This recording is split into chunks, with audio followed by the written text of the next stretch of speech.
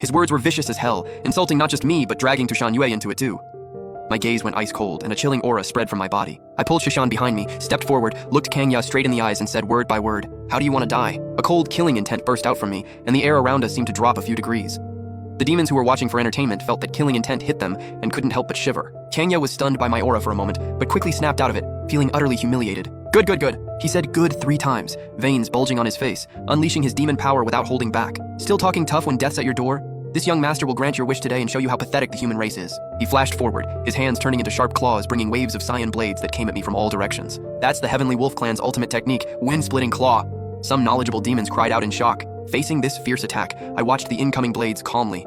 Just as those blades were about to hit me, intricate crimson gold patterns lit up on my right arm, spreading rapidly until they covered my entire arm.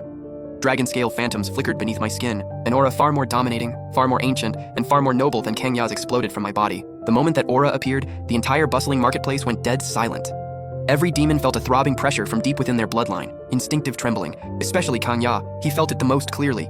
His proud heavenly wolf bloodline felt as insignificant as dust. The demonic power he was so proud of, totally jammed up by this overwhelming pressure. His windclaw attack coming at me, its power instantly dropped by over 30%. What is this power? Dragon's might. Kangya's face showed pure terror for the first time. But there was no turning back now. He had to grit his teeth and push his demonic power to the absolute limit. Countless cyan wind blades merged into one massive wolf claw phantom. As it slammed down at me, I simply faced that giant claw head-on and threw my right fist. No fancy moves, no flashy effects, just the purest, most direct punch. My fist, covered in crimson gold dragon scale patterns, collided mid-air with the cyan wolf claw phantom. A deafening explosion. Violent shockwaves rippled out from us in all directions, sending nearby stalls flying and weaker demons tumbling through the air. Under every demon's horrified gaze, that massive blade-formed wolf claw shattered inch by inch, dissolving into scattered cyan light. But my fist, still going full force. It bulldozed through every obstacle and slammed straight into Kangya's crossed arms, guarding his chest. Crack, crack. The bone-breaking sounds echoing in everyone's ears. Kangya let out a pained grunt and flew backward like a kite with its string cut, crashing through 7 or 8 stalls before finally slamming into a stone pillar and sliding down. He struggled to get up, but coughed out a massive spray of blood mixed with organ fragments. Both arms twisted at unnatural angles, his chest caved in, his aura completely wrecked. The whole place went dead silent. You could hear a pin drop. Every demon froze like they were under a spell, just staring at me. One punch, just one punch nearly killed the Wolf Clan's young master, a guy known for his tough body. Nobody saw this coming. They never expected me to win so fast and so clean. Young master! His lackeys finally snapped out of it and rushed over to Kangya, totally panicked. Kangya coughed up blood, looked up at me. His eyes, pure fear and hatred. Who are you? He asked weakly, voice full of resentment. I didn't answer. Didn't even look at him again. Clowns like him aren't worth the breath. My eyes shifted to the vendor, the one in the cloak.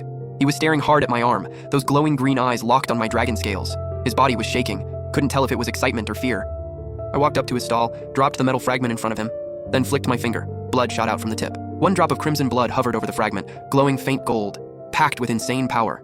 Sure, it wasn't red dragon heart blood, but in terms of quality and energy, even better. This enough for the trade? I asked calmly. My eyes showed nothing. The vendor snapped back to reality, looked at the blood drop, then at me.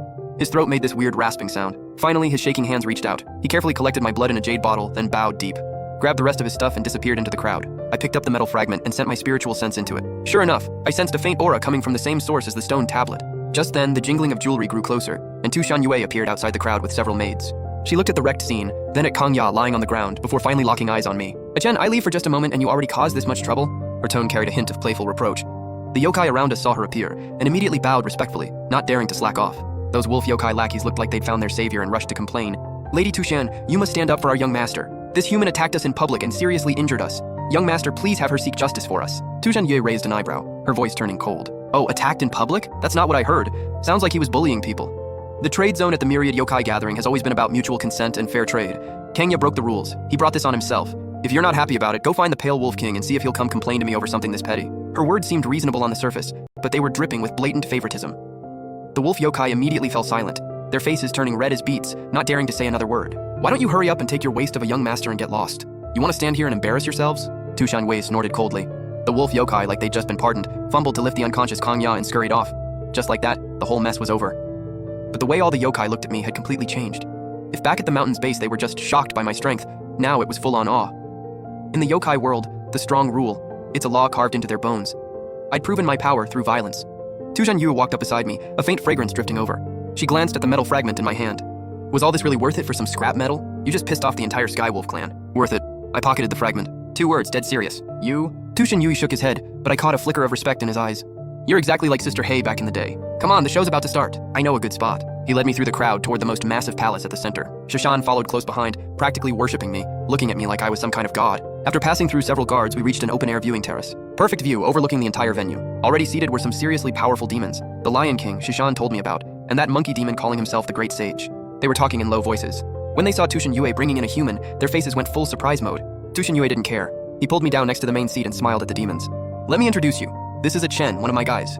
Hope you'll look after him here at the 100 Demon Ridge. The moment he said that, their expressions got even better. Shock and confusion all over. A nine-tailed fox's right-hand man is human?